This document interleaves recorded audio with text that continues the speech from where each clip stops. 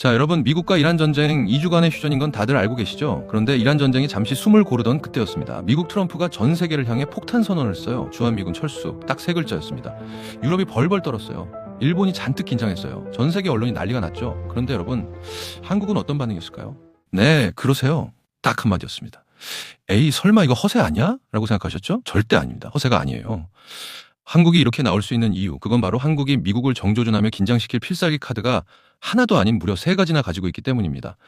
자, 오늘은 주한미군 철수라는 트럼프의 협박에도 한국이 꿈쩍도 안 하는 한국이 가지고 있는 3가지 카드를 하나씩 저와 함께 뜯어보겠습니다. 자, 먼저 트럼프가 왜 이런 주한미군 철수라는 말을 꺼내는지부터 봐야겠죠. 솔직히 말하면요, 트럼프는 지금 현재 단단히 삐진 겁니다. 미국이 이란을 공격했어요. 그러고 동맹국들한테 손을 내밀었죠. 같이 싸워달라고요. 그런데 나토가 거절했어요. 한국도 안 갔어요. 일본도 마찬가지였습니다. 전 세계가 등을 돌린 거예요. 근데 이게 배신일까요? 아닙니다. 당연한 거예요. 미국이 먼저 협의도 없이 전쟁을 일으킨 거거든요. 동맹한테 미리 알리지도 않고요. 그래놓고 와서 도와달라는 거예요. 먼저 벌집 쑤셔놓고 우리한테 해결하라는 겁니다. 한국은 더 명확해요. 원유 70%가 중동에서 와요. 이란을 적으로 만드는 순간 우리 경제가 직격탄을 맞습니다. 못 가는 게 아니라 가면 안 되는 거예요. 근데 트럼프는 억울한 거예요. 내가 이렇게 도와줬는데 왜 아무도 안 왔냐고. 그 감정이 지금 주한미군 철수 협박으로 터진 겁니다. 한마디로 삐진 거예요. 그런데 사실 이 주한미군 철수란 이야기는 새로운 얘기가 아니에요. 트럼프가 처음 이 말을 꺼낸 게 2016년 대선 때거든요. 그때부터 지금까지 10년째 같은 협박을 반복하고 있는 겁니다. 근데 더 재밌는 게 있어요. 트럼프보다 훨씬 먼저 똑같은 말을 한 사람이 있거든요. 미국의 전 대통령 지미 카터 대통령이에요. 1977년에 주한미군 철수를 대선 공약으로 내걸었어요. 공약으로요. 심지어 대통령으로 취임하자마자 주한미군이 어떻게 철수할 건지 시간표까지 짰습니다. 단계별로 몇 년 안에 다 빼겠다고 했어요. 그런데 결과가 어떻게 됐을까요? 1979년에 조용히 포기했어요. 실패한 겁니다. 왜 실패했냐면요, 이유가 딱 3가지였어요. 첫째, 미국 의회가 막았습니다. 하원 군사위원회가 만장일치로 결의했어요. 정치적 타결이 날 때까지 주한미군을 계속 유지하라고요. 대통령 혼자서는 아무리 떠들어봤자 못 뺐던 거예요. 둘째, 미군 보고서가 발목을 잡았어요. 1979년에 북한 군사력을 재평가한 보고서가 딱 나왔거든요. 그런데 북한 전력이 기존 추정보다 훨씬 강하다는 내용이었습니다. 한국을 미군이 지켜줘야 하는 가장 강력한 증거가 된 거죠. 카터 대통령이 이 보고서를 조작이라고 의심했지만 이미 미국 의회에 공유된 뒤였어요. 미군 철수 명분이 사라진 거죠. 셋째, 일본이 강하게 반대했어요. 한국이 흔들리면 일본도 경제적으로 군사적으로 직격탄을 맞는 구조거든요. 동맹 전체가 흔들린다는 거예요. 결국 카터 대통령은 박정희 대통령과 정상회담 이후 조용히 두 손 두 발을 들었습니다. 미군을 한 명도 못 뺀 채로요. 그런데 이미 한 번 실패한 낡은 협박을 트럼프가 다시 꺼내든 거예요. 새로운 협박인 척하지만 주한미군 철수는 사실 50년 된 중고품인 거죠. 그리고 트럼프 일기 때도 똑같았어요. 국무장관 폼페이오가 트럼프한테 직접 이렇게 말했거든요. 주한미군 철수는 2기 때 하시죠. 왜 이렇게 말했을까요? 트럼프를 막으려고요.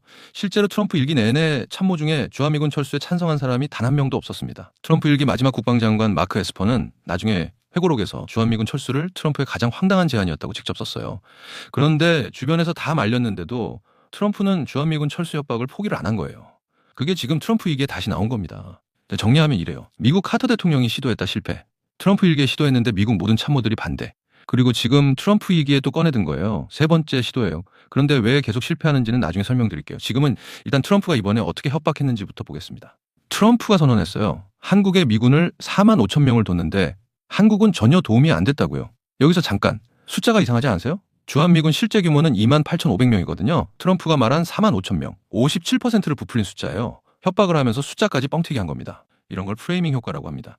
한번 설명해 볼게요.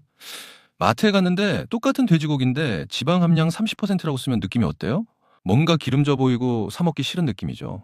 근데 살코기 70%라고 쓰면요, 왠지 모르게 건강해 보입니다. 사실 내용은 똑같아요. 근데 어떻게 포장하느냐에 따라 사람들은 받아들이는 느낌이 완전히 달라지는 거예요. 트럼프가 딱 이걸 쓴 겁니다. 28,500명이라고 하면 별로 안 커 보이잖아요. 근데 45,000명이라고 포장하면 훨씬 무겁게 들리거든요. 미군이 철수하면 한국에게 엄청 큰 손실인 것처럼 느끼게 만드는 거예요. 근데 트럼프는 첫 단추부터 틀렸어요. 숫자 자체가 거짓말이었기 때문입니다. 거기서 끝이 아니에요. 자, 한국은 이미 방위비 분담금을 1조 5천억 원까지 올린 상태였습니다. 전년보다 8% 넘게 인상한 직후예요. 게다가 이번 협정은 2030년까지 매년 물가에 연동해서 자동으로 올라가는 5년 장기 계약이거든요. 이미 미국이랑 다 합의해 놓은 거예요. 그런데도 트럼프는 방위비를 미국한테 더 내라고 한국을 압박했습니다. 심지어 호르무즈 파병 압박까지 꺼냈어요. 한국이 원유의 70% 가까이를 중동에서 들여오잖아요. 호르무즈가 막히면 한국 경제가 가장 먼저 쓰러집니다. 그걸 알면서 한국 군인을 파병하라고 압박한 거예요. 이란을 적으로 만들면 원유 공급이 끊길 수 있는 나라한테 가서 이란이랑 싸워라. 이렇게 말한 거죠. 이건 전형적인 공포 마케팅입니다. 손실 회피 심리를 정확히 겨냥한 전략입니다. 사람은 무언가를 얻는 것보다 잃는 것을 훨씬 더 두려워하거든요. 같은 금액이라도 돈을 잃는 고통이 돈을 얻는 기쁨보다 약 2배나 강하다고 해요. 트럼프가 이걸 계산한 거예요. 호르무즈 막히면 너네 경제 망한다. 그러니까 내 말 들어. 이런 구조죠. 근데 한국은 꿈쩍도 안 했어요. 왜일까요? 한국이 가진 카드가 있었기 때문입니다. 그것도 3장이나 말이죠. 이제부터 그 3가지를 하나씩 파헤쳐 보겠습니다. 트럼프가 주한미군을 빼겠다고 큰소리 뻥뻥 소리치는데요. 사실 법적으로 절대 불가능합니다. 미국 국방수권법 NDAA라는 법이 있어요. 1년마다 미국이 국방 예산과 정책 방향을 정하는 법입니다. 한번 쉽게 설명해 볼게요. 여러분 회사 다니시잖아요. 회사에서 돈을 쓰려면 어떻게 해야 해요? 결제를 받아야 하죠. 사장이라도 이사회 승인 없이 회사 돈을 마음대로 못 써요. 미국도 똑같습니다. 대통령이 아무리 군통수권자라도 의회가 예산을 안 줘버리면 아무것도 못해요. 돈이 없으면 군대도 못 움직이거든요. 그런데 이 법에 2가지가 딱 박혀 있어요. 첫째, 주한미군 28,500명 미만으로 줄이는데 예산을 한 푼도 쓸 수 없다. 이게 무슨 말이냐면 군대를 이동시키려면 돈이 필요해요. 수송기도 띄워야 하고 짐도 싸야 하고 새 기지도 마련해야 하거든요. 근데 그 돈을 아예 못 쓰게 막아버린 거예요. 빼고 싶어도 예산이 없으니까 물리적으로 불가능한 거죠. 둘째, 만약 주한미군을 줄이려면 의회에 통보하고 무려 60일을 기다려야 해요. 그 60일 동안 의회가 제동을 걸 수 있어요. 쉽게 말하면 대통령이 혼자 결정 못 한다는 거예요. 그러니까 트럼프가 아무리 빼겠다고 소리쳐도요. 돈도 없고 시간도 없는 구조예요. 대통령이 마음대로 못 빼게 법으로 자물쇠를 이중으로 채워버린 겁니다. 여기서 진짜 재밌는 게 나와요. 이 법에 서명한 사람이 누구냐면요. 바로 트럼프입니다. 2025년 12월에 본인이 직접 서명했어요. 9,100억 달러짜리. 우리 돈으로 약 1,300조 원짜리 국방예산법이에요. 국방이 돌아가려면 서명을 안 할 수가 없거든요. 그런데 그 안에 주한미군 감축 금지 조항이 박혀 있었던 겁니다. 트럼프 본인이 서명한 법이 자기 발목을 잡는 구조인 겁니다. 이걸 자기 구속장치라고 불러요. 트럼프 스스로 선택지를 없애버린 거죠. 아무리 주한미군을 빼겠다고 소리쳐도 자기가 만든 법 때문에 법적으로 불가능한 구조예요. 더 재밌는 게 있어요. 트럼프와 같은 공화당 소속 의원들이 직접 한국에 날아왔거든요. 틸리스 의원이 말했어요. 방위비 인상은 공감하지만 병력 철수는 반대한다고요.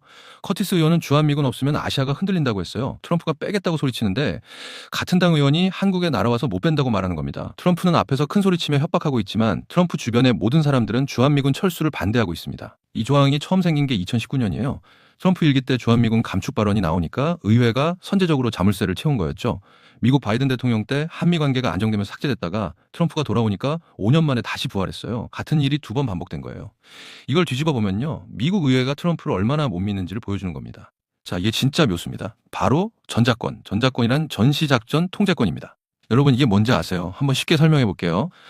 전쟁이 나면 군대를 누가 지휘하냐는 권한이에요. 지금 한국은요. 전쟁이 터지면 우리 한국군을 미국 장군이 지휘합니다.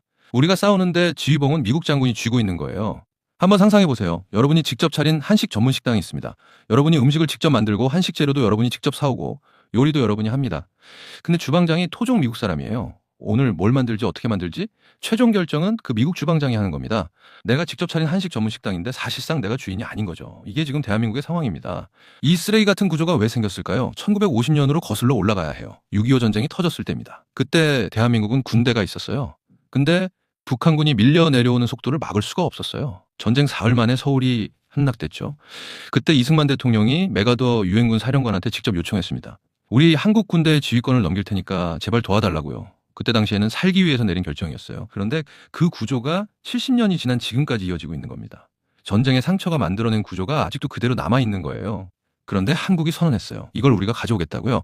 2026년을 전작권 회복 원년으로 선언했습니다. 최종 목표는 2028년이에요. 근데 트럼프 임기가 끝나기 전에 가져오겠다는 거죠. 미국 입장에 생각해 보세요. 지금 미국